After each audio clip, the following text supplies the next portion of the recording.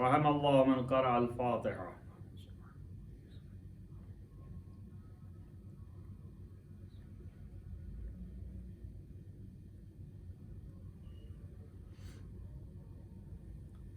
اعوذ باللہ السمیع العلیم من الشیطان اللعین الرجیم.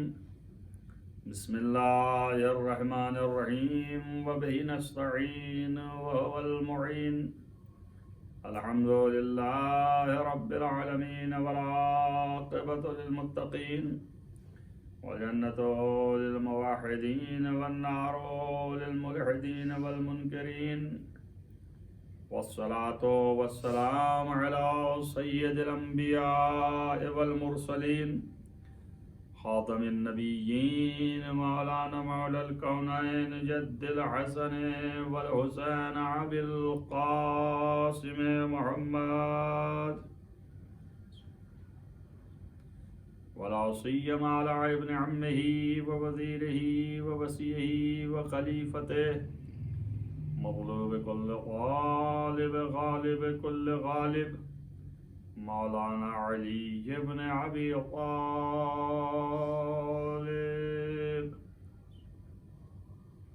وآلہ الطیبین الطاہرین المعصومین المظلومین الذین اذهب اللہ عنہم الرجس وطہرہم تطہیرا. ولعنة الله على أعدائهم أجمعين من يومنا هذا إلى قيام يوم الدين. أما بعد فقد قال الله سبحانه وتعالى في كتابه الحكيم. بسم الله الرحمن الرحيم. إنما وليكم الله ورسوله والذين آمنوا الذين يقيمون الصلاة ويؤتون الزکاة وهم راکعون. صلوات. عزیزان گرامی محترم، یہ مجلس 1442 ہجری کی جو کرونا کی وبا سے مصادف ہو گئی، اس سال کے عشرے کی یہ مجلس اس عنوان سے آپ کے درمیان خطاب ہو رہی ہے اور آپ مخاطب ہیں کہ ولایت اور عظمت محمد و آل محمد علیہ السلام.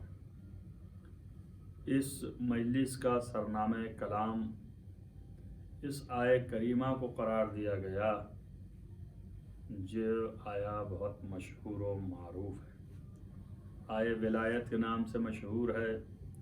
ہر روز میں یہ گفتگو آپ کے سامنے تمہیداً پیش کرتا ہوں. اللہ فرماتا ہے کہ تم سب کا ولی اور سرپرست اور حاکم اللہ ہے اور اس کا رسول ہے، اور وہ لوگ ہیں جو ایمان لے آئے، نماز قائم کرتے ہیں اور زکوٰۃ حالت رکوع میں ادا کرتے ہیں، کہ جس کے لیے تمام مفسرین اس بات پر اتفاق رکھتے ہیں کہ یہ آیت نازل ہی ہوئی ہے اس وقت جب امیر المومنین علی ابن ابی طالب علیہ السلام نے حالت رکوع میں زکوٰۃ عطا فرمائی. تو اللہ نے اس وقت آپ کو ولایت کا تاج پہنایا اور اللہ نے فرمایا کہ جس طرح سے اللہ ولی ہے تمہارا اور جس طرح سے اللہ کا رسول ولی ہے تمہارا، ویسے ہی علی بھی ولی ہے تمہارا. صلوات پڑھیں محمد و آل محمد.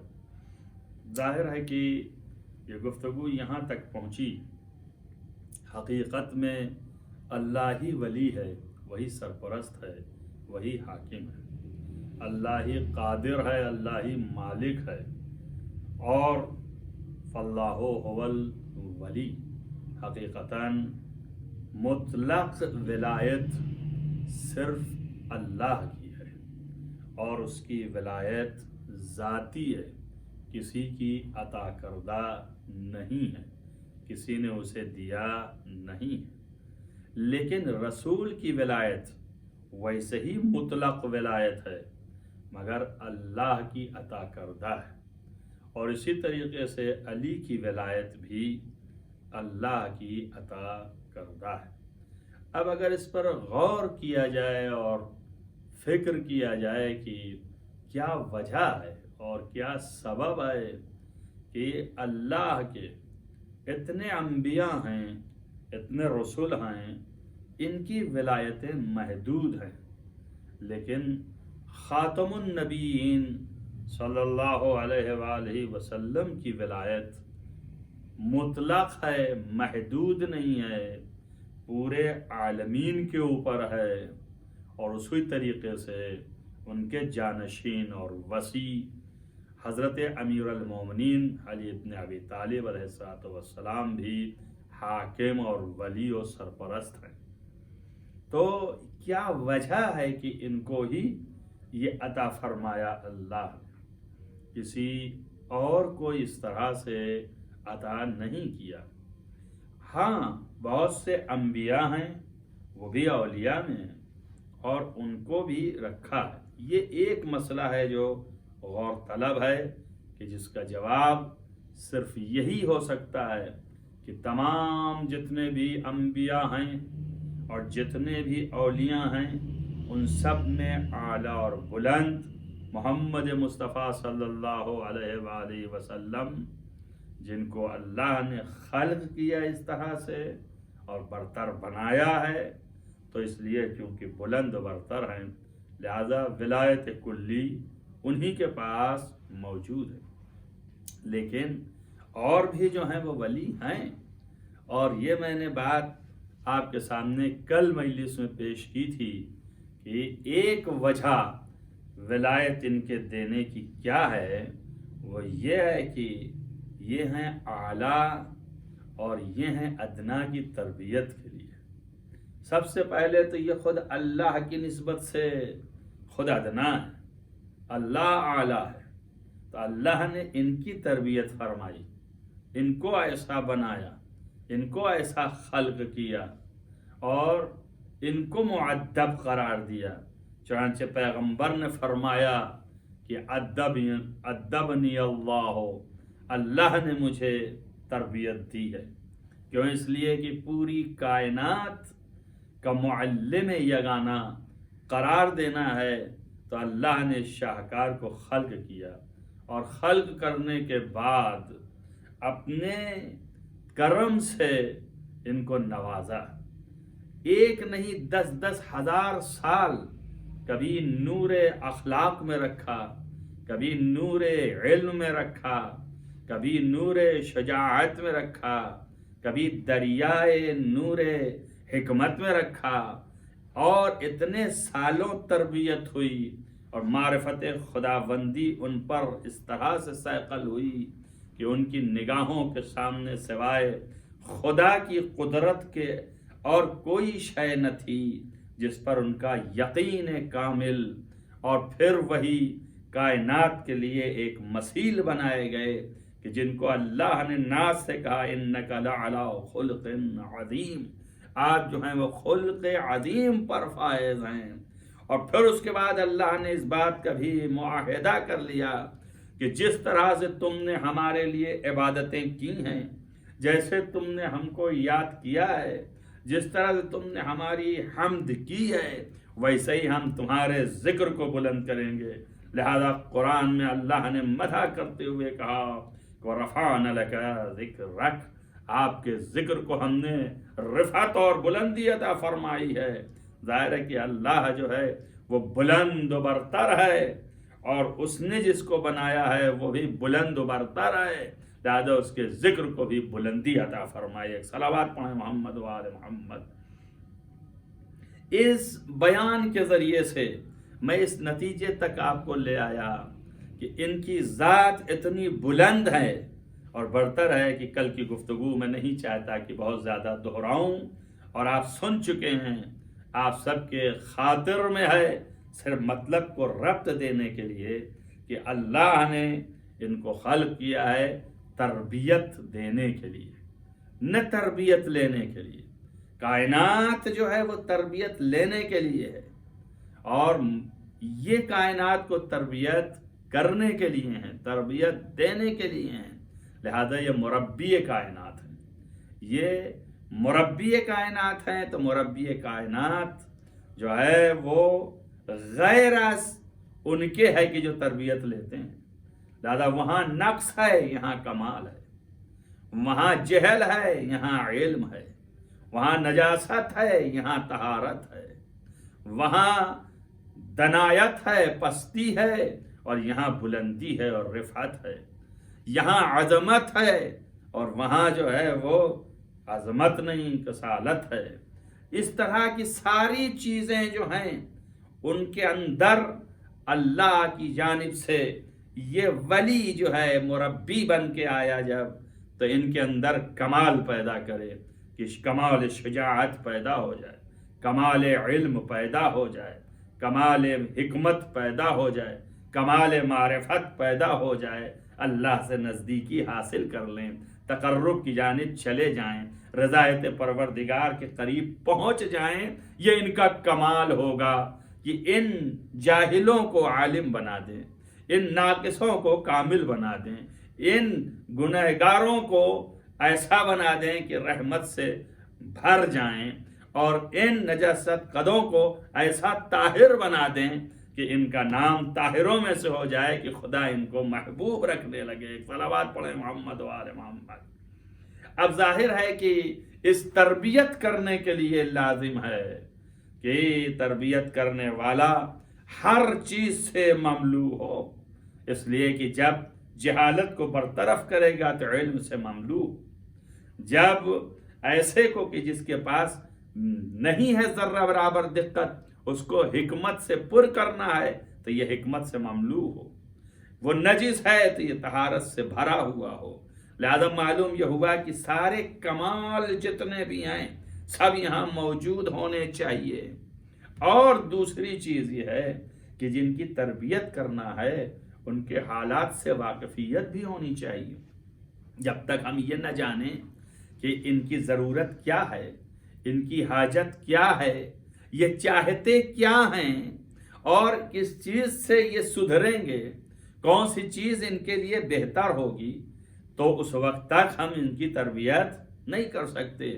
علاوہ اس کے ایک انسان کا اسٹرکچر، جس انسان کی تربیت کے لیے آئے ہیں، اس کا روح سے بھی ہے اور جسم سے بھی ہے، تو اس کے جسم کی بھی اقتضاء اور ضروریات کا علم ہونا چاہیے، اور اس کے روح کی بھی حاجتوں کا علم ہونا چاہیے۔ اس لیے لازم ہے کہ یہ ساری چیزوں سے واقف ہوں، اسے بھی جانیں اور اسے بھی جانیں۔ میں یہ بتا رہا تھا، کل گفتگو کی تھی کہ تمام کمالات کو سمانے کے لیے ایک روح کی ضرورت ہے۔ روح جو ہیں 5 ہیں، جو کہ کل میں نے ذکر کیا، اور اسی سے آج ربط دینا چاہتا ہوں کہ آپ تک یہ باتیں میری پہنچ جائیں۔ عزیزان گرامی، جہاں تمام فیض، یہ بھی ایک امتحان ہے، گرچہ بندوں نے اپنے ہاتھوں سے اپنے اوپر ڈالا ہوا ہے، لیکن اللہ نے اس کو ایک طریقے سے تنبہ قرار دے دیا۔ یہ ایک بیماری اور وبا تھی، لیکن اس کو اللہ نے انسانوں کو متوجہ کر دیا قیامت کی طرف، اور کہا کہ دیکھو اب تو ہم سے قربت حاصل کر لو، اب تو قریب آ جاؤ۔ تو اس کے فیض میں سے ایک فیض یہ بھی ہے کہ آپ کو جو چیزیں بیان کی جا رہی ہیں یہ علمی ہیں، اور یہ چیزیں آپ کے نفس پر راسخ ہوں گی تو آپ کی معرفت میں اضافہ ہوگا، اور جب معرفت میں اضافہ ہوگا تو آپ جب پہچانیں گے تو خدا سے قرب حاصل ہوگا، اور جب خدا سے قرب حاصل ہوگا تو اس کی اطاعت اور عبادت جو ہے وہ بہتر سے بہتر ہو کر کے نکلے گی۔ ایک صلوات پڑھیں محمد و آل محمد۔ پس میں آپ کے سامنے یہ بیان کر رہا تھا اور بتا رہا تھا کہ یہ روح کے مالک ہیں۔ کل 5 روحیں گنائیں۔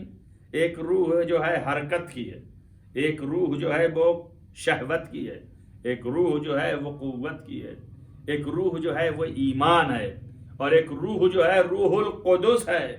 لہذا 5ویں روح جو ہے وہ مربی کے ہاں ہے۔ کیوں؟ اس لیے کہ جو خالی ہے وہ روح ایمان تک ہے، اس کو روح ایمان کو کمال تک لانا ہے، اور جو مربی ہے اس کے پاس روح قدس ہے، پاکیزہ روح، جس کے بارے میں امیر المومنین علی ابن ابی طالب علیہ السلام سے پوچھا گیا کہ آپ بتائیے یہ روح قدس کیا ہے اور اس کی خصوصیت کیا ہے؟ آپ نے فرمایا یہ روح قدس اللہ اپنے بندے میں، جو قرآن مجید خود کہہ رہا ہے کہ یلقی الروح، اللہ تعالیٰ یلقی الروح بامرہ علی من یشاء من عبادہ لینذر یوم الطلاق، وہ اپنے خاص بندوں میں جن میں چاہتا ہے اس روح قدس کو ودیت فرماتا ہے تاکہ لوگوں کو قیامت سے ڈرائیں۔ تو معلوم یہ ہوا کہ وہ خاص بندے وہی ہیں جو مربی کائنات ہیں۔ جب ان کو یہ روح دے گا تو اس روح کی جو خاصیتیں ہیں سب ان کے اندر ہوں گی۔ آپ نے فرمایا اس روح کی ادنا ترین خاصیت جو ہے وہ یہ ہے کہ یہ روح لمحوں میں زمین سے آسمان کا سیر کرتی ہے۔ یہ روح جو ہے ما کان و ما یکون کا علم رکھتی ہے، جو گزشتہ ہے، جو آئندہ ہے۔ اور یہ روح جو ہے اللہ کی مرضی اور مشیت کی پابند ہے، اور یہ ہر حرکت اس کی ویسے ہی ہوتی ہے جیسی مشیت اور مرضی پروردگار ہے۔ شاید یہی وجہ تھی کہ سب میں جب میں روح نہیں تھی یہ والی، اور یہ روح خاص جو ہے معلم کائنات کے بشریت کا اول فرد جب خلق کرنا چاہا تو اللہ نے کہا فنفخت فیہ من روحی، جب میں اس میں اپنی روح پھونک دوں تو پھر فقعوا لہ ساجدین، تو تم سارے کے سارے اس کے لیے سجدے میں جھک جانا۔ آگے دوسری جگہ پر بھی اس نے کہا ہے کہ جیسے ہی میں نے اس کو بنایا اور اس میں روح پھونکی تو سارے کے سارے ملائکہ جو ہیں وہ سجدے میں چلے گئے، الا ابلیس، سوائے ابلیس کے۔ اور اس نے کیا کیا؟ ففسق عن امر ربہ، وہ اپنے پروردگار کے امر کو اس نے انکار کر دیا اور سجدہ نہیں کیا۔ یہ وہ روح ہے کہ جس کے آگے ساری دنیا جھک جاتی ہے، سب اس کے اقتدار میں آ جاتے ہیں۔ ایک صلوات پڑھیں محمد وآل محمد۔ آپ کے سامنے میں یہ بات بتاؤں کہ یہ روح جو ہے آدم سے لے کے عیسیٰ تک ہر ایک نبی میں ڈالی گئی، ہر نبی میں یہ روح تھی، لہذا اس کی خاصیت ہر نبی میں ہے۔ لیکن اللہ نے یہ فرمایا ہے کہ فنفخت من روحی، فنفخت فیہ یعنی آدم میں صرف اپنے روح میں سے پھونکوں گا۔ یہ وہ روح ہے جو روح القدس ہے۔ تو جب من روحی کہہ دیا تو معلوم ہوا کہ ایک حصہ پھونکا جائے گا، لہذا تھوڑا علم ہوگا، لہذا تھوڑی قدرت ہوگی، لہذا تھوڑی سیر ہوگی، لیکن اس کا تھوڑے کا یہ عالم ہے کہ پوری کائنات اس کے سامنے سجدے میں جھکی ہوئی ہے۔ مگر آپ ملاحظہ فرمائیے یہاں پر بھی من کے ساتھ کہا ہے، اور اول آدم ہیں، اور پیغمبر ختمی مرتبت کو ہٹا کے آخر عیسیٰ ہیں۔ عیسیٰ کے لیے کہا انما کلمۃ اللہ، عیسیٰ جو ہیں وہ انما المسیح عیسیٰ ابن مریم کلمۃ اللہ القاہ الی مریم، عیسیٰ ابن مسیح جو ہیں وہ عیسیٰ مسیح مریم کے بیٹے ہیں اور کلمہ الہی ہیں جنہیں اللہ نے مریم کی طرف القاء فرمایا ہے۔ اور اس کے بعد روح منہ، اللہ کے اسی روح قدس میں سے یہ روح آئیں۔ معلوم ہوا منہ تھوڑی سی روح آئیں۔ حضرت آدم کی خلقت میں جب کہا کہ میں اس کے اندر روح پھونکوں تب بھی وہاں پہ کہا کہ وہ روح منہ، اور عیسیٰ کے لیے کہا تو یہاں پر بھی کہا کہ حضرت عیسیٰ کو روح منہ، معلوم ہے تھوڑی سی روح ہے۔ لیکن جب پیغمبر کو کہا کذالک اوحینا الیک روحا من امرنا، اور اسی طرح ہم نے ساری روح قدس آپ کے اندر القاء فرما دیا ہے۔ ایک صلوات پڑھیں محمد والے۔ تو حضرت آدم سے لے کے حضرت عیسیٰ تک جو تھوڑی تھوڑی روح تھی وہ تھوڑی روح تھی، لیکن حضرت پیغمبر ختمی مرتبت صلی اللہ علیہ وآلہ وسلم کو جب روح قدس عطا فرمایا تو کلی روح ڈال دیا۔ جب کلی روح ڈال دیا تو اب یہ مطلق علم کا مالک ہو گیا، مطلق حکمت کا مالک ہو گیا، مطلق اقتدار کا مالک ہو گیا۔ اب پیغمبر کے لیے کہا اسی طریقے سے ہم نے پوری روح آپ میں ڈال دی، روح قدس۔ اب اس کے بعد پیغمبر کہہ رہے ہیں کہ انا و علی من نور واحد، میں اور علی دونوں ایک ہی نور کے دو حصے ہیں۔ جیسے پیغمبر کو پورا نور قدس روح قدس عطا فرمایا، ویسے ہی علی کو بھی روح قدس عطا فرمایا۔ صلوات پڑھیں محمد و آل محمد۔ عزیزان گرامی، یہ وہ روح کلی ہے کہ جس کے قوت و اقتدار جو ہے پوری کائنات پر ہے، لمحوں میں سیر کرتا ہے، اور کائنات اس کے سامنے سرب سجود ہے، کائنات اس کے ہیت اقتدار میں ہے۔ یہ ہے وہ مقام جہاں پر ولایت مطلقہ حاصل ہے۔ اب رہا معاملہ یہ کہ اس کے خواص میں سے ایک خاصیت یہ بھی ہے، اس نے وہیں پر فرمایا ہے، جو آیت میں نے پڑھی ہے اس آیت سے اندازہ لگائیں کہ اللہ کا بنایا ہوا ولی اور ہے، اور لوگوں کی طرف سے آیا ہوا ولی اور ہے۔ ان کا جو اللہ کا بنایا اس کی خصوصیات یہ ہیں، اور جو لوگوں کی طرف سے ہے اس کے خصوصیات اس طرح کے ہیں کہ اللہ جو ہے کہہ رہا ہے اَفَتَتَّخِذُونَهُ أَوْلِيَاءَ مِن دُونِي، یعنی جہاں پر یہ فرمایا کہ جب ملائکہ کو اللہ نے خلق کیا، اور اس کے جب ملائکہ سے اللہ نے یہ کہا کہ آدم کو خلق کروں تو سجدے میں چلے جاؤ، تو سب چلے گئے سوائے ابلیس کے، اور اس کے بعد آپ نے فرمایا کہ اتتخذونی، خدا نے کہا کیا تم لوگ اتتخذونہ، کیا تم لوگ جو ہے اولیاء قرار دیتے ہو میرے علاوہ اس ابلیس کو و ذریت کو اس کے؟ یہ ابلیس اور ذریت جو ہیں ان کو کیوں ولی سمجھتے ہو؟ ولی تو ہم نے آدم کو بنایا تھا، ولی تو ہم نے آدم سے لے کے عیسیٰ تک بنایا، ولی تو ہم نے خاتم کو بنایا، ولی تو ہم نے علی کو بنایا۔ تم جس کو ہم نے ولی بنایا، ہمارے مقابلے میں تم نے شیطان کو ولی قرار دے دیا۔ ایک صلوات پڑھیں محمد و آل محمد۔ معلوم یہ ہوا کہ اس کے بعد کہتا ہے کہ جبکہ تم نے ایسے کو ولی مان لیا ہے کہ ما اشہدتہم علی، ہم نے ان کو جو ہے ما اشہدتہم خلق السماوات والارض، ہم نے ان کو جو ہے وہ آسمان اور زمینوں کی خلقت کا مشاہدہ نہیں کرایا ہے، ولا خلق انفسہم، اور نہ ہی ان کے نفسوں کو خود کی ان کی خلقت کا مشاہدہ کرایا ہے، اور اس کے بعد تم نے ان کو ولی مان لیا۔ ما کنتو متخذ المضلین عضدا، ہم تو گمراہوں کو اپنا پشت پناہ قرار ہی نہیں دیتے، ان کو اپنا ناصر بناتے ہی نہیں ہیں۔ معلوم ہوا کہ اس آیت سے کہ ولی کی پہچان یہ ہے کہ ولی کو تمام زمین اور آسمانوں کی خلقت کا مشاہدہ کراتا ہے، اور ولی کو تمام اس کی بھی خلقت کا مشاہدہ کراتا ہے۔ ایک صلوات پڑھیں محمد و آل محمد۔ عزیزان گرامی، اب کون ہے کائنات میں جس کو تمام کائنات کا مشاہدہ کرایا ہو اللہ نے؟ کون ہے ایسا جس کو اول خلق کیا ہے، جس کو سب سے پہلے بنایا ہے؟ اسی کو تو مشاہدہ کرائے گا پوری کائنات کا۔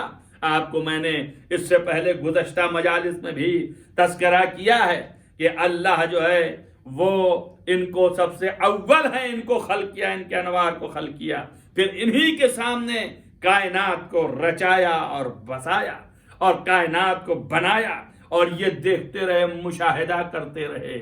تو اب یہ جب مشاہدہ کرتے رہے آدم کی خلقت کا، تو آدم کے جسم سے بھی واقف ہیں، آدم کی روح سے بھی واقف ہیں، آدم کے جسم کی ضرورت سے بھی واقف ہیں، آدم کے روح کے جسم کی ضرورت سے بھی واقف ہیں، آدم کے روح کی ضرورت سے بھی واقف، جسم کی بھی ضرورت سے واقف، اس کے ہر حاجت سے واقف ہیں۔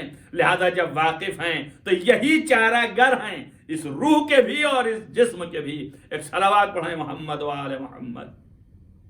بس معلوم یہ ہوا کہ یہ وہ ذاتیں ہیں کہ جن کو مشاہدہ کرایا کیسے؟ آپ اس طرح سے ملاحظہ کریں کہ اتنا قرآن نے مشاہدہ بتا دیا کہ اولیاء خدا جو ہیں ان کو اللہ نے تمام عالم کی خلقت کا مشاہدہ، اور ان کو اللہ نے تمام عالم کی خلقت کا مشاہدہ اور اپنی بھی خلقت کا مشاہدہ کرایا ہے۔ کون ہے ایسا؟ ملاحظہ فرمائیں آپ، یہ اول خلق ہے جو سب سے پہلے خلق کیا گیا ہے۔ اس کے اندر نہ معلوم کتنے مطالب ایسے خابیدہ ہیں کہ جس نے خلقت کو، تمام کائنات کی خلقت کا مشاہدہ کیا ہے، سب کی خلقت کو دیکھا ہے۔ تو اب امام سے پوچھا گیا، ظاہر ہے یہ ایسی بات ہے کہ ہم اپنے سے تو عقل سے لگا نہیں سکتے، عقل سے اتنا ہی بتا سکتے ہیں کہ جو سب سے پہلے ہے اور اس کے بعد دوسرے جو بن رہے ہیں اس کے سامنے، تو ضرور وہ دیکھ رہا ہے۔ جب دیکھ رہا ہے تو مشاہدہ ہے، اس سے زیادہ ہماری عقل تو کام نہ کرے گی۔ لیکن امام علیہ السلام نے، امام محمد باقر علیہ السلام اور امام جواد علیہ السلام نے اس کی تفسیر میں یوں ارشاد فرمایا کہ آپ نے فرمایا کہ ان اللہ تبارک و تعالی لم یزل متفردا بوحدانیتہ، اللہ تعالیٰ جو ہے ہمیشہ سے اپنی وحدانیت میں تنہا ہے، متفرد ہے، فرد واحد ہے، کوئی اور اس کا ثانی نہیں، کوئی اس کا مثل نہیں، کوئی اس کا نظیر نہیں۔ فخلق اللہ نے خلق کیا اپنے نور سے محمدن و علی و فاطمہ، اللہ نے محمد و علی اور فاطمہ کو خلق کیا، اور خلق کرنے کے بعد فمکثوا الف دہر، پھر ان کو ہزار دہر چھوڑ دیا۔ دہر جو ہے یہ سال ہے، ہمارا سال جو ہے وہ ظاہر ہے کہ دن جب بنا ہے، آسمان کی جب خلقت ہو گئی، جب سورج بن چکا، جب دن ہوا، جب رات ہوئی، تو اس سے ہم نے 24 گھنٹے طے کیے، ہفتہ آیا، مہینہ بنا اور پھر سال بنا۔ لیکن جب نہ سورج کی خلقت تھی، نہ آسمان کی خلقت تھی، نہ زمین کی خلقت تھی، تو اس سے پہلے جو زمان کو تعین کیا جاتا تھا، اس زمان کی تعین خدا کی زبان میں دہر آئے، اس کے لیے کہا الف دہرن، یعنی ہزارہ سال ان کو چھوڑ دیا گیا۔ فخلقا، پھر اس کے بعد اللہ نے انہی کے انوار سے الاشیاء، تمام چیزوں کو خلق کیا۔ تمام چیزوں کو جب خلق کر لیا، تب اللہ نے خلق کرنے کے بعد اجرا طاعتہم علیہا، ان اشیاء کی تخلیق کے بعد انہی اشیاء کے اوپر ان کی اطاعت فرض اور واجب و لازم کر دیا۔ اور پھر اس کے بعد اللہ نے فرمایا کہ خالی اطاعت ہی لازم اور واجب نہیں کر دیا، بلکہ فوض امرہا الیہم، ان کے تمام امور کو اللہ نے ان کی ید قدرت میں رکھ دیا۔ ایک صلوات پڑھیں محمد و آل محمد۔ بس بات معلوم ہو گئی کہ ان کے سامنے ان کو خلق کیا، اشیاء کو، اور خلق کرنے کے بعد اشیاء کی اطاعت ان کے اوپر، کہ ان کی اطاعت تم جو ہے اشیاء کو کہا کہ واجب ہے تمہارے اوپر کہ ان کی اطاعت کرو۔ اشیاء میں سبھی ہیں، ملائکہ بھی ہیں، چرند بھی ہیں، پرند بھی ہیں، جن بھی ہیں، انس بھی ہیں، ملک بھی ہیں، اور یہ تمام اشیاء کائنات، آفتاب و ماہتاب و خلق و کون و جنت و جو بھی ہیں، امری ہیں یا خلقی ہیں۔ اگر خلقی ہیں یعنی مادی ہیں تو وہ بھی انہی میں سے ہیں، اور اگر امری ہیں، نورانی ہیں، تو وہ بھی انہی میں سے ہیں، سب ان کے تابع ہیں۔ اور جب سب ان کے تابع ہو گئے تو اسی کو کہتے ہیں ملک عظیم۔ اس لیے جب قرآن نے فرمایا کہ ہم یحسدون الناس علی ما آتاہم اللہ من فضلہ، کیا یہ لوگ جو ہے اللہ کی عطا پر جو فضیلت اس نے عطا کی ہے کچھ لوگوں کو، تو اس پر حسد کرتے ہیں۔ وَلَقَدْ آتَيْنَا آلَ ابراہیم الکتاب والحکم، ہم نے آل ابراہیم کو کتاب اور حکم اور نبوت عطا فرمائی ہے۔ تو اس کے بعد کہتا ہے وَآتَيْنَاهُمْ مُلْكًا عَظِيمًا، آل ابراہیم کو ہم نے ملک عظیم عطا فرمایا ہے۔ تو اب ظاہر ہے کہ آل ابراہیم جب کہہ دیا تو ابراہیم کی اولاد میں سلیمان بھی ہیں، داؤد بھی ہیں، موسیٰ بھی ہیں، عیسیٰ بھی ہیں، تو لوگ سمجھ رہے ہیں ان کو۔ امام محمد باقر علیہ السلام سے پوچھا وَآتَيْنَاهُمْ مُلْكًا عَظِيمًا کے کیا معنی ہیں؟ آپ نے فرمایا اس سے مراد ہم ہیں، ہم کو ملک عظیم عطا فرمایا گیا۔ کیسے؟ آپ نے فرمایا ملک عظیم کے معنی کیا ہیں؟ آپ نے فرمایا ملک عظیم کے معنی یہ ہے کہ دنیا کی کوئی شے جو ہے وہ آپ کے خلاف نہ ہو، سب شے آپ کی اطاعت میں جھکی ہوں، تکویناً تشریعاً تو پھر وہی جو ہے کیا ہے، ملک عظیم ہے۔ سلیمان کی حکومت کا تو خاصہ یہ ہے کہ اگر ان کی حکومت ہے تو پانی پہ ہے تو پھر ہوا پہ نہیں ہے، اگر ہوا پہ ہے تو پھر ان کی بادل پہ نہیں ہے، تو ان کی حکومت جو ہے کہیں ہے اور کہیں نہیں ہے۔ ملک عظیم یہ ہے کہ ہر شے، اب یہاں پر امام جواد علیہ السلام نے اور خود امام محمد باقر علیہ السلام نے جو یہ ارشاد فرمایا کہ ہزار سال ان کو چھوڑ رکھا اللہ نے خلق کرنے کے بعد، اور پھر اشیاء کائنات کو خلق کیا اور اشیاء کائنات کو ان کے اطاعت پر لازم اور واجب کر دیا کہ تم ان کی اطاعت کرو، تو معلوم یہ ہو گیا یہ ہے ملک عظیم، یہ ہے ملک عظیم جو ان کو حاصل ہے۔ اس ملک عظیم پر ان کو افتخار ہے، اسی کا نام ولایت مطلقہ ہے۔ یہ ہر شے، اب ایک بات آپ کے ذہن میں آنے والی ہے کہ آپ دیکھیں یہ ہر شے ہے کہ ان کے مطیع و فرما بردار کے نہیں ہیں۔ یہی وجہ ہے کہ راستے سے جا رہے ہیں تو کنکر اور مٹیاں تک جو ہے ان کا سجدہ کرتی ہیں، ان کا نام لیتی ہیں، یہ اپنے ہاتھ پر اٹھا کے پتھر رکھیں تو سنگریزے تسبیح خدا کرتے ہیں، اور اگر یہ درخت کو کہہ دیں تو وہ اٹھ کے چلا آئے، یہ سورج کی طرف اشارہ کریں تو پلٹ جائے، چاند کی طرف اشارہ کریں تو ٹکڑا ہو جائے، اور نگاہ کر لیں ستارے کی طرف تو زمین پہ آ جائے۔ یہ ساری اطاعتیں ہیں، لیکن انسان جو ہے اس کو اللہ نے چونکہ اختیار دیا ہے اور اس سے چاہا ہے کہ یہ اختیاری اطاعت کرے، تو جب یہ اللہ ہی کی اطاعت اختیاری نہیں کر رہا ہے تو جو اللہ نے ان کو قوت دی ہے اگر ان کی بھی نہیں کر رہا اختیاری تو کوئی پریشانی کی بات نہیں ہے۔ ایک صلوات پڑھیں محمد و آل محمد۔ اور یہی وہ امتیاز ہے جو بشریت سے چاہ رہا ہے کہ تم کو ہم نے اختیار دیا ہے، اس اختیار کے مطابق تم جو ہے وہ بھرپور طریقے سے اللہ کے مطیع و فرما بردار ہو جاؤ۔ تو عزیزان گرامی، پوری کائنات کی حکومت ان کے ہاتھوں میں اس طرح سے ہے کہ تمام اشیاء کو خلق ہوتے ہوئے بنتے ہوئے مشاہدہ کیا انہوں نے۔ جب مشاہدہ کیا تو ہر ضرورت سے آگاہ ہیں، ہر چیز کو جانتے ہیں، ہر چیز سے واقف ہیں۔ محمد و آل محمد کی یہ عظمت ہے۔ اب آپ کے سامنے ایک سوال ہے کہ حضرت انبیاء جو ہیں یہ ولی ہیں، مطلق نہیں ہیں، مقید ہیں، دائرہ تنگ ہے، تو ان کا کیوں ایسا ہے؟ اس لیے کہ یہ خلقت کے وقت آسمان کی خلقت ان کو نہیں دکھائی گئی اور زمین کی خلقت ان کو نہیں دکھائی گئی۔ کیوں؟ اس لیے کہ ان تمام انبیاء کی خلقت جو بھی ہے وہ زمین و آسمان کی خلقت کے بعد ہے۔ جب بعد میں ہے تو کیسے دیکھیں گے خلق ہونا؟ اور محمد و آل محمد کی خلقت پہلے ہے۔ جب ان کی خلقت پہلے ہے تو انہوں نے زمین آسمان کو بھی بنتے دیکھا، انبیاء کو بھی بنتے دیکھا۔ ایک صلوات پڑھیں محمد و آل محمد۔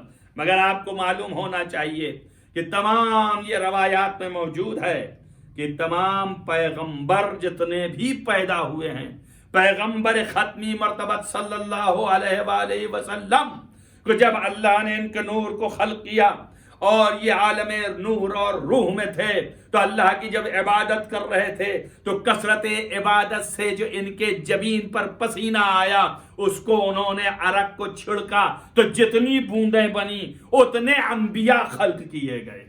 ایک صلوات پڑھیں محمد و آل محمد۔ ایک بات کہوں بہت سوچنے کی ہے اور سمجھنے کی ہے، انبیاء خلق کیے گئے جتنے ہیں کس سے؟ ان کے نور کے پسینے سے۔ توجہ رکھنا میری بات پر۔ اور ان انبیاء کا یہ حال ہے کہ خدا ایک نبی کے بارے میں کہہ رہا ہے، حضرت ابراہیم کے بیٹے جو ہیں ان کو جب پیدا کیا تو ان کے لیے کہہ رہا ہے اسحاق کے لیے، اور اسی طریقے سے حضرت اسماعیل کے لیے الگ الگ لفظیں ہیں، ان کے لیے کہا بشرناہ بغلام حلیم، آپ کو ایک حلیم و بردبار اور بہت ہی برداشت کرنے والا بیٹا پیدا کر رہا ہوں۔ یہ اسماعیل کی خصوصیت ہے۔ اور اس کے بعد جب اسحاق کو پیدا کرنے والا تھا تو کہا بشرناہ بغلام علیم، ایک پیدائشی علم رکھنے والے کو پیدا کرنے والا ہوں۔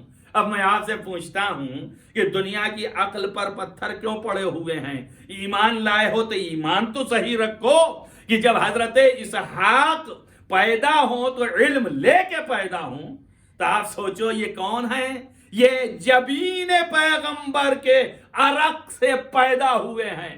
تو جب عرق سے پیدا ہوا ہو تو وہ علم لے کے پیدا ہوا ہو، اور جو خود نور مجسم ہو، کیا وہ جہالت میں پیدا ہوگا کہ 40 سال کے بعد اس کو علم عطا ہوگا؟ ایک صلوات پڑھیں محمد و آل محمد۔ یہ سوچنے کی بات ہے، یہ معارف ہیں، ان کو دل میں سپردہ کرو، اور یہ ان کی عظمت ہے، یہ ان کی بلندی ہے۔ آپ دیکھیے حضرت ابراہیم سورج کو خلق ہوتے نہیں دیکھے، حضرت ابراہیم یہ تو دیکھ رہے ہیں کہ سورج نکلا ہوا ہے اور پھر اس کے بعد غروب ہو جاتا ہے، تو وہ تو مشاہدہ کر رہے ہیں مگر خلق ہوتے نہیں دیکھا۔ آسمان دیکھ رہے ہیں، آسمان کی حرکت کو مشاہدہ کر رہے ہیں لیکن آسمان کی خلقت کو نہیں دیکھا۔ زمین دیکھ رہے ہیں لیکن زمین کی حقیقت سے واقف نہیں ہیں، تو اللہ نے ان کو حقیقت سے واقف کرایا۔ چنانچہ قرآن کہتا ہے وَكَذَلِكَ نُرِي إِبْرَاهِيمَ مَلْكُوتَ السَّمَاوَاتِ وَالْأَرْضِ، ہم نے اسی طرح ابراہیم کو بھی زمین اور آسمان کے جتنی قوت و قدرتیں تھیں ان کے حقائق کو انہیں دکھایا۔ کس لیے دکھایا؟ لِيَكُونَ مِنَ الْمُوقِنِينَ، اس لیے تاکہ یہ یقین کرنے والوں میں سے ہو جائے۔ تو ایک بات یہ بھی معلوم ہو گئی کہ جب مشاہدہ کر لیتا ہے حقائق کو تو یقین پیدا ہو جاتا ہے۔ اب میں آپ سے پوچھوں، بنائی ہوئی چیز جب بن گئی تو اس کے حقائق کا مشاہدہ کروایا تو ابراہیم جو ہے امام ٹھہرے۔ تو اب بتاؤ جس کی آنکھوں کے سامنے بنایا گیا ہو، اشیاء کو خلق کیا گیا ہو، اور انہوں نے دیکھا ہو کہ حقائق کیسے ڈھالے گئے ہیں، تو وہاں یقین کا کیا عالم رہا ہوگا۔ یہی وجہ ہے کہ ابراہیم بننے کے بعد دیکھے تو یقین والوں میں ہوئے، اور علی جو ہے بنتے ہوئے دیکھے تو کل یقین کہلائے۔ ایک صلوات پڑھیں محمد و آل محمد۔ یہ ہے علی ابن ابی طالب کا مقام، یہ ہے رسول اور آل محمد کا مقام، کہ ان کی عظمتیں اس قدر ہیں کہ اشیاء کو دکھایا اور سارا علم جو ہے وہ سمیٹ کے قرآن میں رکھا۔ اس لیے قرآن سے بھی آواز آئی۔ بس یہ 2-3 مطالب آپ کے سامنے اس لیے بیان کر رہا ہوں تاکہ واضح اور روشن ہو جائے کہ ان کی عظمتیں ولایت مطلقہ کس طرح ہیں، اور ان کی عظمتیں کہاں ہیں، کہاں عرش اور کہاں زمین۔ جتنا عرش و زمین میں فرق ہے اتنا ہی انبیاء ما سبق اور محمد و آل محمد میں فرق ہے، لہذا ان کی برابری نہیں ہو سکتی ہے۔ اور اسی لیے مولا نے فرمایا لا یرقی الی الطیر، یہاں کوئی بھی پرواز فکر بھی نہیں پہنچ سکتی ہمارے مقامات تک درک کرنے کے لیے۔ ایک صلوات پڑھوائے محمد و آل محمد۔ بس عزیزان گرامی، اب اس سے بڑی بات کیا کہی جا سکتی ہے، اور اس سے بہتر نکات میں آپ کو کس طرح سے دل میں سپردہ کر سکتا ہوں۔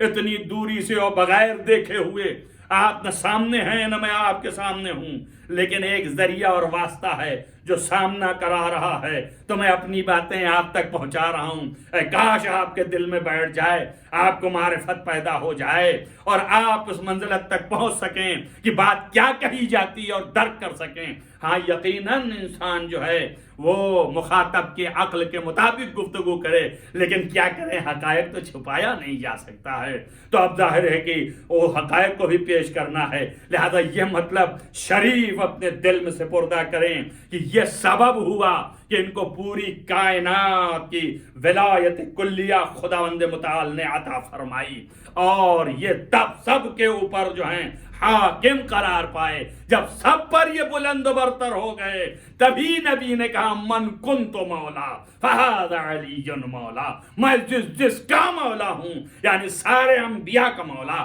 اولیاء کا مولا، کائنات کا مولا، ہر ذرے کا مولا، جہاں جہاں میں مولا ہوں وہاں وہاں یہ علی مولا ہے۔ ایک صلوات پڑھیں محمد و آل محمد۔ عزیزان گرامی، یہ مرتبت ہے علی ابن ابی طالب علیہ السلام۔ ہر چیز جب اللہ نے دکھا دیا اور دیکھ لیا تو اب ہر چیز کی ضروریات جو ہیں اس کو بھی بتائے گا اور اس کو بھی دکھائے گا۔ اس کا ثبوت کہاں ہے؟ دیکھیے چیزوں کو تو بنتے دکھایا، لیکن ان کی ضروریات کو کیسے دکھائے؟ ان سب کے ضروریات کی جگہ قرآن ہے۔ قرآن حل بتاتا ہے آپ کے زندگی کا بھی، آپ کی ضرورت کا بھی، آپ کی حیات کا بھی۔ تو اب قرآن کہہ رہا ہے کہ سب کو قرآن بھیجا ہے پڑھنے کے لیے، کہ پڑھ کر کے علم حاصل کرو، لیکن اے پیغمبر آپ کو قرآن پڑھنے کے لیے نہیں ہے، بلکہ قرآن میں جتنے حل ہیں وہ سب دکھا دیے گئے ہیں۔ چنانچہ قرآن میں یوں فرما رہا ہے کہ اِنَّا أَنزَلْنَا إِلَيْكَ الْكِتَابَ بِالْحَقِّ، اے پیغمبر ہم نے اس کتاب کو آپ کے اوپر حق کے ساتھ نازل فرمایا ہے، تحکم بین الناس، کیوں ہم نے تم کو جو ہے وہ حق کے ساتھ نازل فرمایا ہے، لتحکم بین الناس، تاکہ لوگوں کے درمیان تو فیصلہ کر سکے، بما اراک اللہ، جو قرآن میں ہے اسے جو دکھا دیا تیرے پروردگار نے، وہ سب کو دیکھے ہوئے مشاہدے کے ساتھ لوگوں کے درمیان فیصلہ کر دے۔ معلوم ہوا ہمارا علم جو ہے وہ کسبی ہے، اس کا علم جو ہے وہ وحی ہے، وہ سب چیز دیکھے ہوئے ہے، ضروریات کو بھی دیکھے ہے اور خلقت کو بھی دیکھے ہے، روح کو بھی دیکھے ہے اور جسم کو بھی دیکھے ہے۔ لہذا ان لوگوں کو ضرورت جو بھی پڑے کائنات میں ہر ذرے کی ضرورت کو پورا کرے، جو ہر ذرے کی ضرورت کو پورا کرے، وہی حلال مشکلات ہے، وہی حاجت روا ہے۔ ایک صلوات پڑھیں محمد وآل محمد۔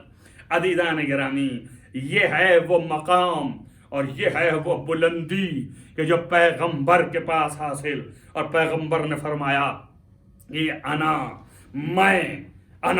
میں کتنی بڑی ذات ہوں، میں سب سے بلند و برتر ہوں۔ اور اس کی جگہ پر آپ نے فرمایا کہ انا من علی، میں علی سے ہوں، اور علی منی، اور علی مجھ سے ہے۔ دنیا کو یہی بتا رہے ہیں کہ جو خاصیت و خصوصیت مجھ میں ہے وہی خاصیت و خصوصیت علی میں ہے۔ آپ دیکھیں نا، بتایا کہ حسین منی، حسین مجھ سے ہے، وَأَنَا مِنْهُ، اور میں حسین سے ہوں، حسین سے ہوں، انا من الحسین، میں حسین سے ہوں، حسن منی وَأَنَا مِنْهُ۔ یہ دنیا کو بتا رہے ہیں کہ دیکھو ان کو الگ نہ سمجھنا، ان کے پاس وہی علم ہے، وہی اقتدار ہے، وہی ذات ہے، وہی کلیہ ہے، اور وہی مطلق جو ہے ولایت ہے جو میرے پاس ہے وہ ان کے پاس ہے۔ لہذا ان میں کمی نہیں ہے، میں ساری قوت اقتدار ہے۔ آپ اندازہ کرو کہ جب کسی کو پیغمبر کا یہ نواسا دنیا میں گھیر لیا جائے اور کسی سے یہ کہے کہ اب تم ہی بچے اور کوئی نہیں ہے، اور اسے یہ حکم دے کہ تقدم، اب تم آگے آ جاؤ، اور اس کے بعد جب وہ لال چلنے لگے تو ہاتھ اٹھا کے اللہم اشہد، بار الہ تو گواہ رہنا، میں ایسے کو بھیج رہا ہوں کہ جو صورت میں، سیرت میں، چلنے میں، رفتار میں، گفتار میں مشابہ نبی ہے۔ آپ بتاؤ اس کی عظمت کیا ہوگی؟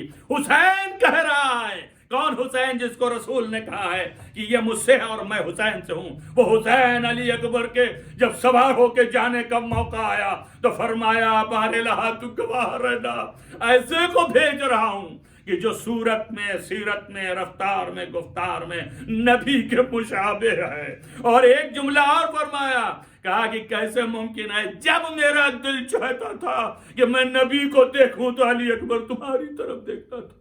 جزاکم ربکم خیر الجزا۔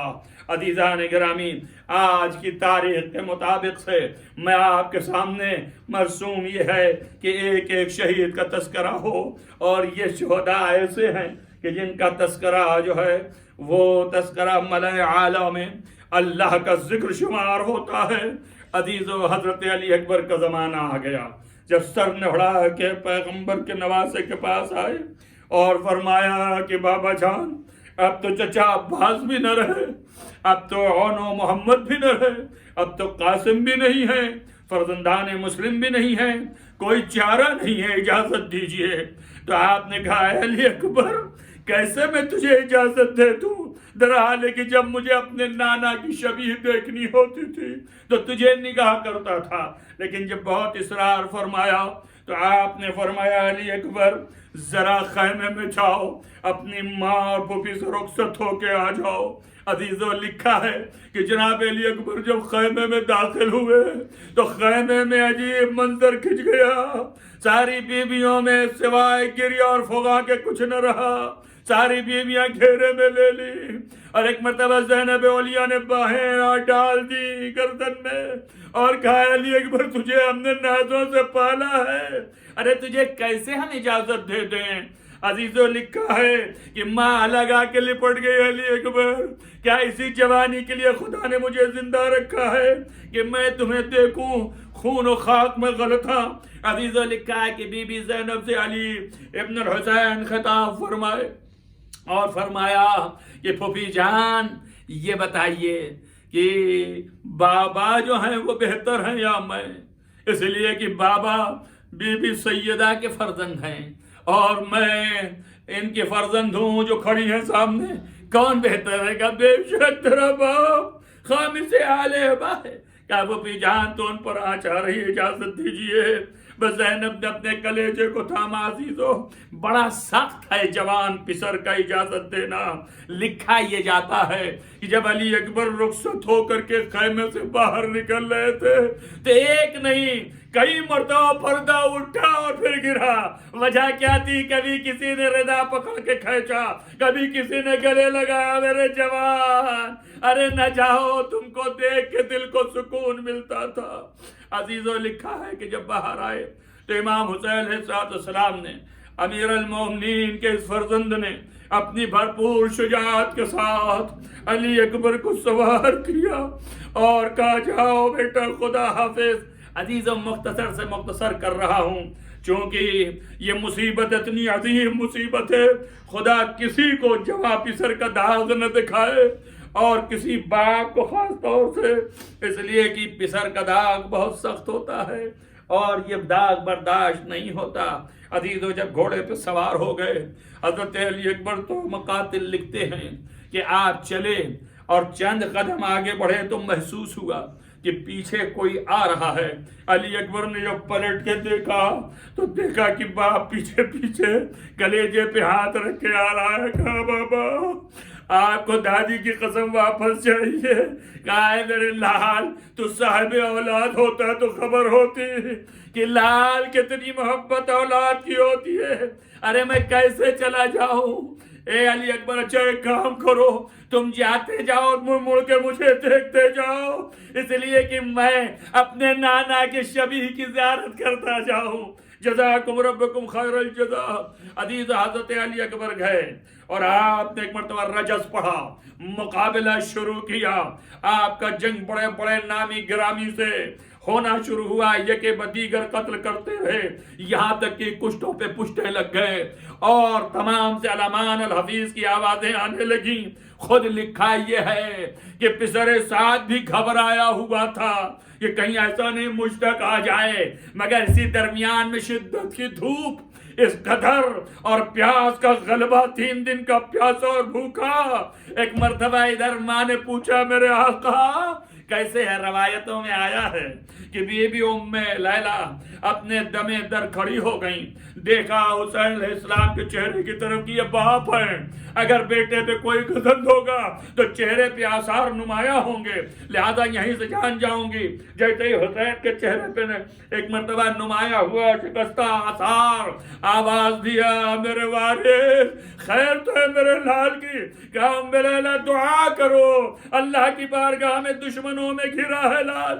عزیزو لکھا ہے کہ بی بی نے ہاتھ اٹھایا، آواز دیا بار الہ، اے یعقوب سے یوسف کو ملانے والا مجھے بھی میرے یوسف کو ملا دے۔ لکھا ہے کہ لوٹے تو علی اکبر مگر اس طرح، اے بابا حلی سبیل من الماء، کیا تھوڑا سا پانی مل سکتا ہے؟ کیوں؟ اس لیے کہ گرمی شدید ہے اور یہ گرانی ذرا کی پیاس سے قتل کیے دیتی ہے۔ مولا نے فرمایا علی اکبر پانی تو تم جانتے ہو کہ نہیں ہے، لیکن قریب آؤ۔ جب قریب آئے تو اپنی زبان دہان میں رکھ دیا۔ علی اکبر نے کھینچ لیا، کہا بابا آپ کی زبان تو مجھ سے زیادہ خشک ہے۔ عزیزو اس لیے نہیں، اس لیے رکھا کہ کبھی رسول نے حسین کو زبان چسائی تھی، آج حسین شبیہ رسول کو زبان چسا رہے ہیں۔ جزاکم ربکم خیر الجزا۔ عزیزان گرامی علی اکبر پلٹے اور دوبارہ پھر آپ نے جنگ شروع کیا اور جنگ کرتے کرتے آپ اس طریقے سے در آئے فوج کے درمیان کہ پسر سعد گھوڑے پہ بلند ہو کر کے پکارا کہ بجائے بھاگنے کے اور فرار کرنے کے تم سب لوگ گھیرے میں لے کر کے इनको कत्ल करो, एक जवान है तुम नहीं संभाल पा रहे हो। लिखा है कि जालिमों ने घेरे में लिया, एक जालिम छुपा हुआ था, उसका नाम है सनान, जो कि एक बर्छी लिए था, सामने से आया और हजरत अली अकबर के सीने पे बर्छी मारी, आग घोड़े पे त्योराए। एक जालिम ने तीर मारा, एक ने नेज़ा मारा, एक ने तलवार भर के मारा, आवाज दिया अलैकुम सलाम या बता, ए मेरे बाबा मेरी खबर लीजिए। इमाम हुसैन कमर तो शिकस्ता थी, अब्बास की शहादत थे, लेकिन आंखों से नूर भी चला गया। वो पुकारते हुए दौड़े अली अकबर, पुकारते रहे या अली या अली। अजीजों, एक मंजिल पर पहुंचे कि जहां पे देखा कि एक जवान जमीन पर एड़ियां रगड़ रहा है। बस मंजिल को तमाम करता हूं, मैं इस मसाइब के आखिरी फितरात में जरूर ये वाकया पढ़ता हूं। अजीज़ान गिरामी, हजरत अली अकबर की ये मुसीबत इतनी बड़ी मुसीबत है, और हजरत इमाम हुसैन अलैहिस्सलाम की भी ये सबसे बड़ी मुसीबत है कि आप बैठे और बैठ करके अली अकबर को झुक के देखा। मैं यहाँ पर एक बात जरूर पढ़ा करता हूँ, और वो ये है कि जब हजरत अली अकबर अलैहिस्सलाम घोड़े से गिरे और उन्होंने पुकारा अलैकुम सलाम या बता, ऐ मेरे बाबा दौड़िए मेरी मदद के लिए। इमाम हुसैन दौड़े तन्हा। अजीजों, लिखा है कि हमीद इब्न मुस्लिम कहता है कि मैंने एक बीबी को देखा कि जो खैमे से निकली थी तो उनकी चादर सफेद थी, लेकिन जब दोबारा खैमे लाई गई तो चादर सुर्ख थी। ये सुर्ख कैसे हुई अजीजों? लिखा है कि ज़ैनब औलिया पहले हुसैन से अली अकबर के पास पहुंची और उन पर लिपट गई, तो जो खून सीने का था फव्वारा मार रहा था, ये खून से आपकी चादर रंग गई। अजीज़ान गिरामी, हुसैन जब आए देखा बहन यहाँ है, अपने बा का साया किया, कहे बहन आप यहाँ, लेकर के खैमे की तरफ चली। शेख जाफर शुस्तरी अपनी किताब में क़ज़ाए से हुसैनिया में लिखते हैं कि क्या वजह थी कि बीबी ज़ैनब औलिया तशरीफ ले आई। बात असल ये थी कि जवान बेटे की मुसीबत और जवान बेटे की शहादत, इस मौत को बर्दाश्त न हो सके, कहीं ऐसा नहीं बाप के दिल पर असर हो जाए, इसलिए चाहा ये कुर्बानी पूरी हो जाए। ज़ैनब निकल आई ताकि हुसैन का ज़हन बट जाए, ज़ैनब की तरफ मुतवज्जे हो जाए, गमे अली अकबर कुछ कम पड़ जाए। अजीज़ान गिरामी, ज़ैनब को अंदर किया, इमाम हुसैन पलट के आए और देखा तो जानू बैठ गए, और बैठने के बाद आपने हजरत अली अकबर अलैहिस्सलाम की तरफ भरपूर निगाह किया, कहा है मेरे लाल क्या हाल है? कहा बाबा कुछ नहीं, दादा करीब हैं, ये जामे कैसर लिए हैं। ए बाबा बड़ी तकलीफ, और दुनिया में सिवाय इसके और कुछ नहीं, बस ये तकलीफ है कि आपको तन्हा छोड़ रहा हूँ। बाबा मैं दुनिया से जा रहा हूँ, आप अकेले हो, मजलूम हैं। लेकिन बाप ने गौर से देखा कि बेटा ये गुफ्तगू जो कर रहा है, उस वक्त अपने पैरों को खींच भी रहा है, जमीन पर रगड़ रहा है। ये देख के पूछा कोई और तकलीफ? कहा नहीं बाबा सिवाय इसके कुछ नहीं कि हम आपकी कुछ मदद न कर सके। बाबा हम दुनिया से जा रहे हैं और आप तन्हा और मजलूम हैं। एक मर्तबा हुसैन ने देखा हाथ सीने पे रखे हैं हजरत अली अकबर, हाथों को हटाया और अपने हाथ से उस पर जो हाथ चलाया, अजीजों आपको एक आनी चुभी, अंदाजा कर गए का ये तकलीफ है। अली अकबर बता क्यों नहीं रहे हो? ये बर्छी की आनी थी जो कलेजे में लगी थी। अजीजों लिखा है कि बस हुसैन ने निकालना चाहा। अब 2-3 मिनट मेरे साथ रहो। हुसैन की मुसीबत, अजीजों इस मुसीबत का ख्याल करो। हुसैन ने आस्तीनें चढ़ाई और उसके बाद अली अकबर के सीने पे हाथ रखा। बच्चे सही रखा तो जानू बैठ के मलाए आला से मलक ने घेरा किया, अंबिया ने घेरे में लिया। एक मर्तबा एक आवाज आई हुसैन, ए हुसैन मेरी जबान की तासीर दिखाओ। आवाज आई हुसैन मेरी सिफत दिखाओ। اے حسین میری قوت و حیبت دکھاؤ. ایک مرتبہ آواز آئی حسین میرے دودھ کی تاثیر بتاؤ. ایک آواز آئی حسین میرے بازوؤں کی شجاعت دکھاؤ. حسین ابن علی نے اپنی تمام تر طاقت کے ساتھ برچھی کے پھل پہ ہاتھ رکھ کے کھینچنا شروع کیا. عزیزوں لکھا ہے ہلا ہلا کے کھینچ رہے تھے. ارے جوان ہل رہا تھا جیسے جیسے برچھی کھینچتے جاتے تھے جوان کی میت اٹھتی جاتی تھی. آواز آئی انا للہ و انا الیہ راجعون. اے بابا خدا حافظ یہ دادا جام کوثر لیے حاضر ہیں. سیعلم الذین ظلموا ان ينقلبوا منقلبون.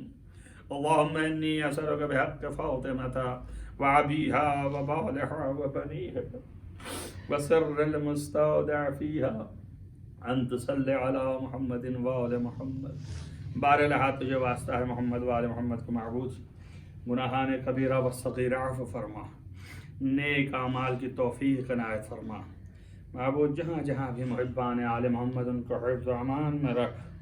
روضہ مقدس کی حفاظت فرما.